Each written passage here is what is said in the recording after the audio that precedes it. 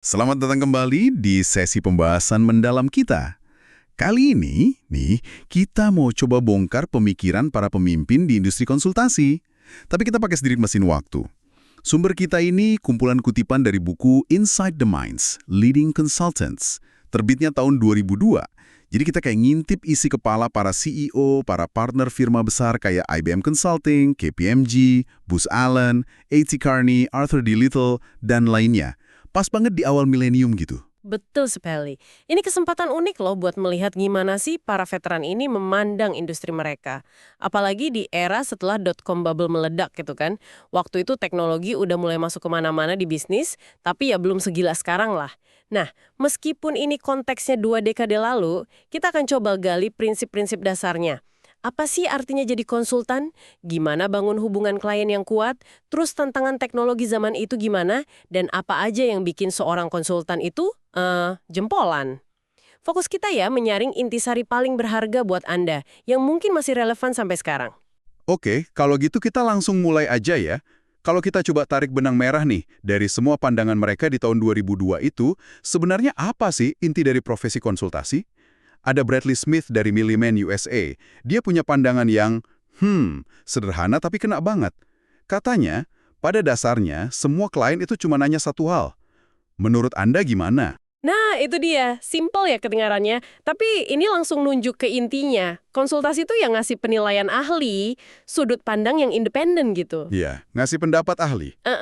Tapi bukan sembarang pendapat ya. Sudut pandang itu harus ada ujungnya, harus ada nilainya yang nyata. Bukan cuma opini di awang-awang. Kayak Frank Rowney dari IBM Consulting, dia tuh menekankan banget fokus yang obsesif pada customer value. Nilai pelanggan. Customer value, oke. Pertanyaan kuncinya di sini, keterlibatan konsultan ini beneran bantu dorong nilai buat pemegang saham klien nggak? Atau naikin pendapat? Atau bikin mereka lebih kompetitif? Malah Smith dari Milliman nambahin, nilai tambah yang dikasih itu idealnya harus berkali lipat dari biaya konsultannya sendiri. Wow, berkali lipat. Iya, jadi kalau klien bayar katakanlah $1, mereka harus merasa dapat nilai 5 atau $10 balik. Nah itu baru namanya nilai. Ini menarik sih, karena dimensinya jadi beda-beda ya soal nilai ini. Ada nilai bisnis yang bisa diukur kayak kata Roni sama Smith tadi.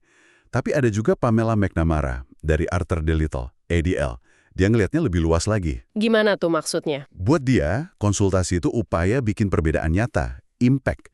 Nggak cuma buat perusahaannya, tapi bisa juga buat masyarakat. Dia kasih contoh proyek Moonshot ADL yang tujuannya mempercepat peluncuran obat pencegah kanker. Oke, jadi lebih ke dampak sosial gitu ya? Iya, ini kan jadi ngangkat profesi konsultan dari sekedar transaksi bisnis, jadi sesuatu yang punya potensi bawa perubahan sosial gitu. Nah, gimana pandangan ini bisa duduk bareng sama fokus ke shareholder value tadi? Kelihatannya agak beda ya? Pertanyaan bagus. Kayaknya sih nggak harus bertentangan ya. Proyek macam Moonshot itu mungkin nggak langsung naikin laba kuartalan, tapi kan bisa bangun reputasi, narik talenta terbaik, dan dalam jangka panjang, ya ujung-ujungnya bisa ciptain nilai yang luar biasa, termasuk buat pemegang saham juga. Ini juga nyambung ke perdebatan klasik yang diangkat sama Chuck Lussier dari Booz Allen Hamilton. Perdebatan apa tuh? Dia cerita soal diskusi lama antara Jim Allen dari Booz Allen sendiri sama Marvin Bower dari McKinsey. Pertanyaannya, konsultasi itu profesi atau bisnis? Mirip dokter atau pengacara gitu yang punya kode etik dan fokus utamanya kepentingan klien? Atau murni bisnis cari untung? Wah, menarik. Terus kesimpulan Lussier apa? Profesi atau bisnis jadinya? Nah, ini dia yang keren. Menurut Lussier, dua-duanya benar. Loh, kok bisa? Iya.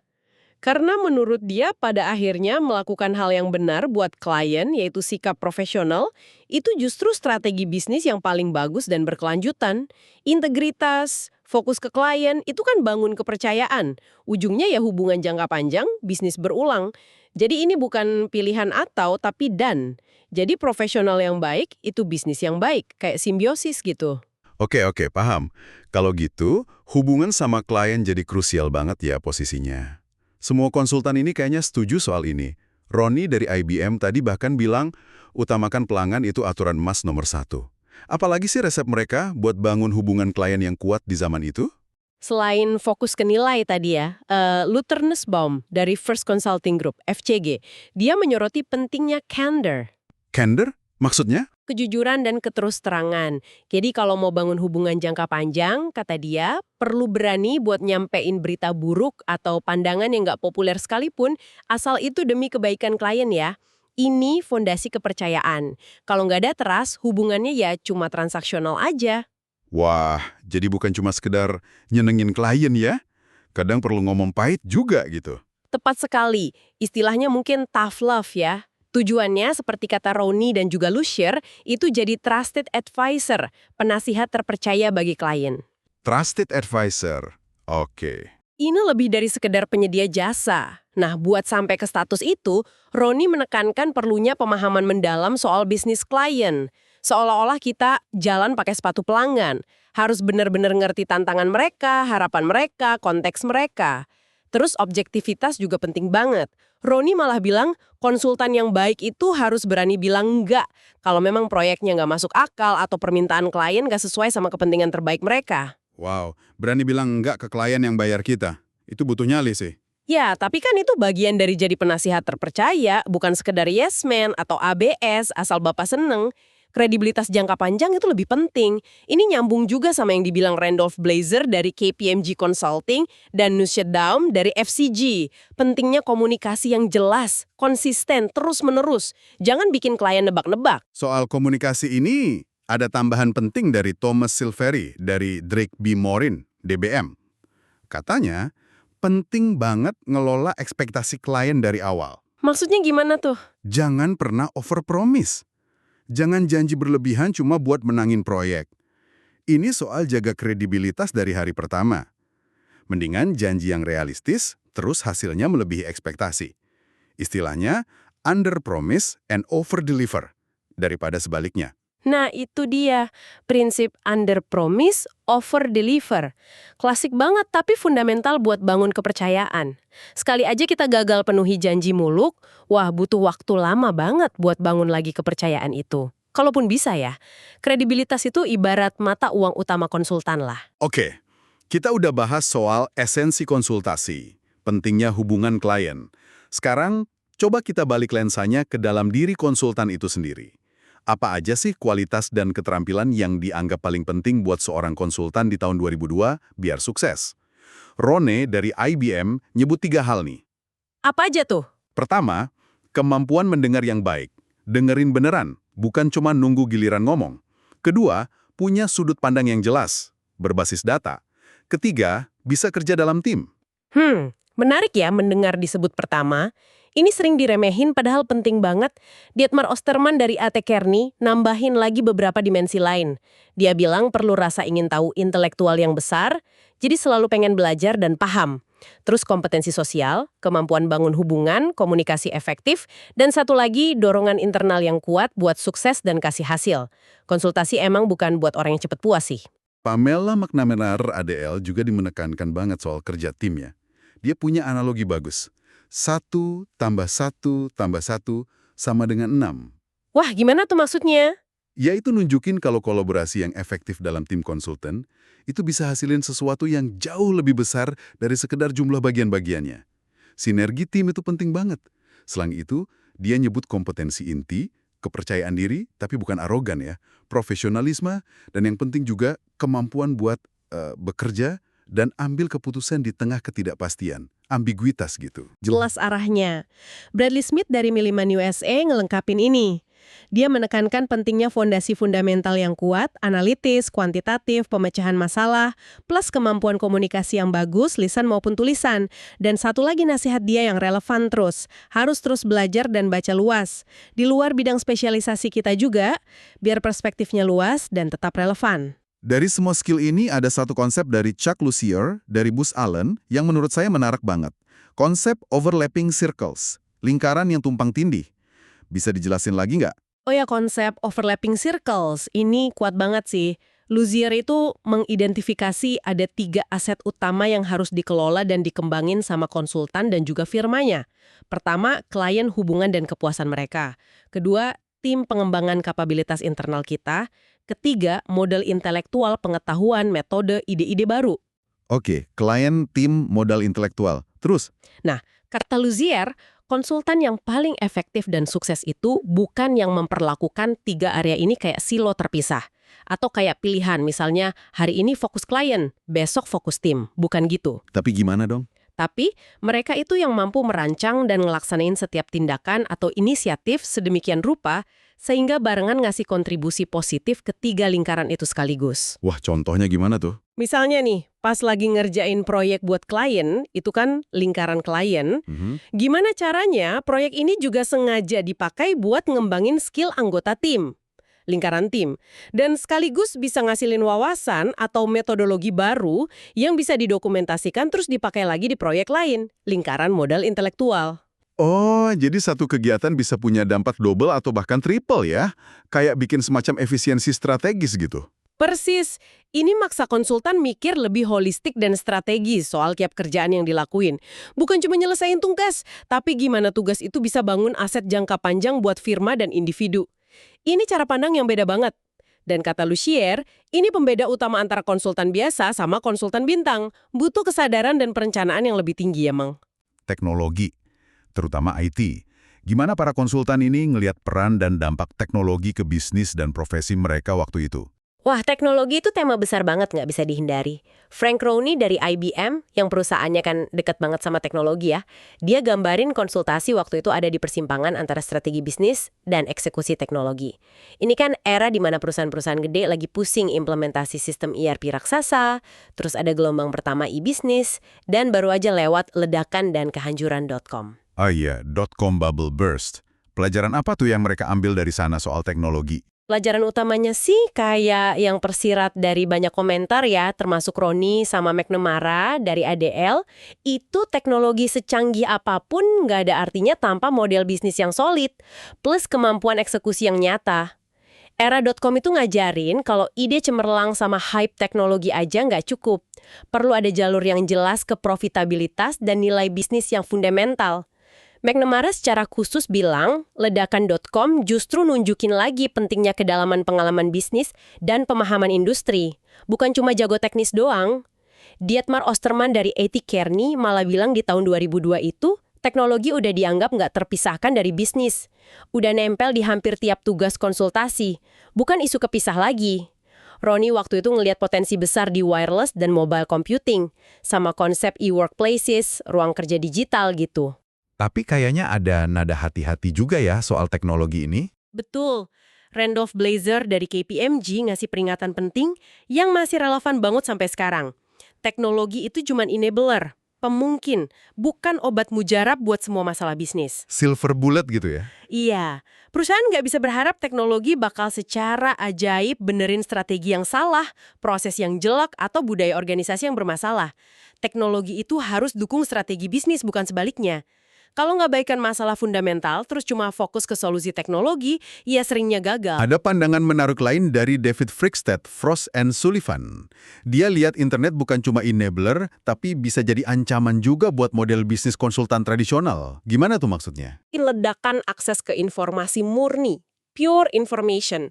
Nah, kalau nilai utama konsultan cuma sebatas ngasih data atau info yang susah didapat, ya internet bisa ngikis nilai itu, karena info jadi gampang diakses semua orang. Dia prediksi ini bisa bikin pasar konsultasi jadi terfragmentasi. Klien mungkin milih sumber info yang lebih murah atau langsung. Ini nantang model firma konsultan gede yang jual akses eksklusif ke pengetahuan. Cukup visioner ya buat 2002. Prediksi Frickstead kayaknya akurat juga ya, kalau lihat gimana akses informasi berubah drastis setelah itu. Terus selain teknologi, tantangan apa lagi sih yang dihadapi konsultan-konsultan ini? Dan nasihat apa yang mereka kasih? Isu klasik yang muncul terus itu tantangan work-life balance, keseimbangan kerja sama kehidupan pribadi. Ah, ini masalah abadi kayaknya ya. Iya, Roni dari IBM, Smith dari Milliman, Osterman dari A.T. Kearney, Silveri dari DBM, semua nyebut ini sebagai perjuangan terus-menerus di profesi konsultasi yang emang terkenal nuntut banget. Kayaknya ini harga yang harus dibayar ya. Kayaknya beberapa hal emang nggak banyak berubah ya dalam 20 tahun. Ada nasihat praktis lain nggak? Ada beberapa. Roni dari IBM ngasih nasihat penting, tetap relevan. Jangan kasih rekomendasi yang sama kayak tahun lalu. Dunia kan berubah terus. Konsultan harus terus belajar. Silveri dari DBM menekankan fokus pada kompetensi inti. Jangan coba jadi segalanya buat semua orang. Luther Nussbaum dari FCG nyorotin perlunya kelola resiko dengan bijak di tiap proyek. Terus tadi ada soal integritas dari Frickstad. Oh ya, Frickstad dari Frost and Sullivan. Dia ngasih tolok ukur menarik nih. Katanya, ciri perusahaan konsultan berintegritas itu minimnya sengketa hukum sama klien. Oh iya, kenapa gitu? Kedengerannya simpel ya, tapi dalam artinya, kalau sebuah firma jarang berantem sama kliennya, itu kemungkinan besar karena mereka berhasil bangun kepercayaan, kelola ekspektasi dengan baik, dan yang penting, ngasih hasil yang dijanjikan. Integritas itu ya fondasi segalanya di bisnis kepercayaan ini. Oke, nah kalau melihat ke depan dari sudut pandang 2002 nih, gimana mereka prediksi arah industri konsultasi? Tren besar apa yang mereka antisipasi waktu itu? Rooney dari IBM melihat ada pergeseran. Klien makin butuh solusi end-to-end, dari strategi sampai implementasi. Jadi kemampuan buat nggak cuma rancang strategi, tapi juga bantu wujudinnya pakai teknologi itu jadi makin penting. Dia lihat peran konsultan sebagai jembatan antara mikir strategis sama eksekusi teknologi.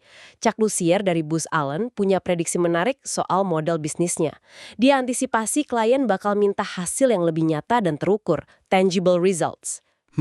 Dampaknya apa tuh? Ini bisa dorong perubahan cara konsultan dibayar. Mungkin gerak ke arah model bayaran berbasis hasil, results-based pricing, atau malah ambil bagian ekuitas di proyek klien.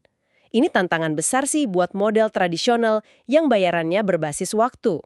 Terus soal globalisasi dan implementasi gimana? David Frickstad dari Frost & Sullivan tentu nyorotin globalisasi sebagai tren yang nggak bisa dihindari. Ini kan bikin bisnis makin kompleks, butuh info dan wawasan global yang terintegrasi. Sementara itu, John McAuliffe dari General Physics Corporation, GP, dia menekankan kemampuan implementasi solusi bakal jadi pembeda utama. Ide aja nggak cukup, klien butuh partner yang bisa bantu wujudin ide itu. Dia juga lihat tren outsourcing fungsi non-inti perusahaan sebagai peluang besar, termasuk buat firma konsultan yang bisa ambil alih proses bisnis klien. Secara umum, mereka optimis nggak sih soal masa depan profesi ini waktu itu? Dari Milliman, mereka yakin dunia bisnis bakal terus makin kompleks.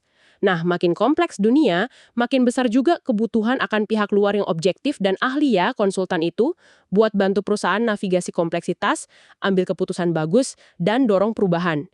Jadi permintaan jasa konsultasi diprediksi tetap kuat, malah mungkin meningkat. Luar biasa. Jadi setelah kita gali pemikiran para raksasa konsultasi dari tahun 2002 ini, banyak banget ya butir-butir berharga yang bisa kita petik.